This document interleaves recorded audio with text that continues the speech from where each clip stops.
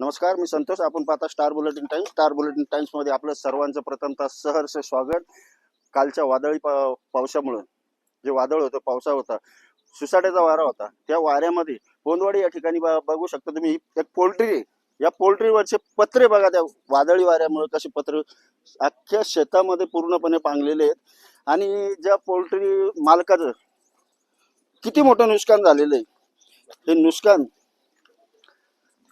एवढं भयंकर आहे का सगळे पत्रे तुम्ही बघू शकता. शेड आहे, शेडवरचे पण पत्रे पण पूर्णपणे एक साईड पूर्ण उडून गेलेली आहे. इकडे काही निम्मे पत्रे उडून गेलेले आहेत.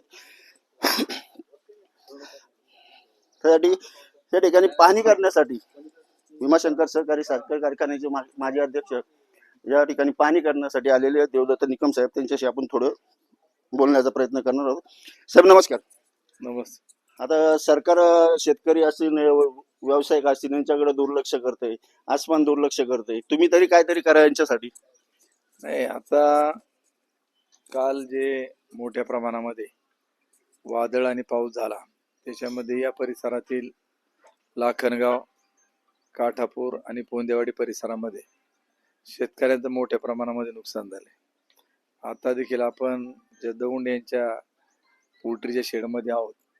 गेल्याच वर्षापूर्वी हे शेड बांधलं आणि काल झालेल्या वादळीच्या प्रचंड प्रमाणामध्ये त्याचं नुकसान होऊन सगळे शेड उडून पलीकडच्या बाजूला 500 फुटापर्यंत पत्रे जाऊन तुकडे तुकडे पडलेत.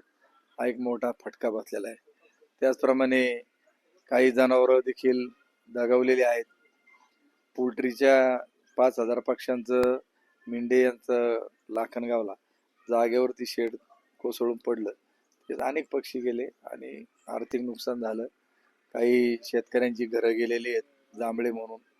त्याचप्रमाणे एका मुलीला डोक्याला जबर दुखापत देखील लाखनगावमध्ये झाली आहे.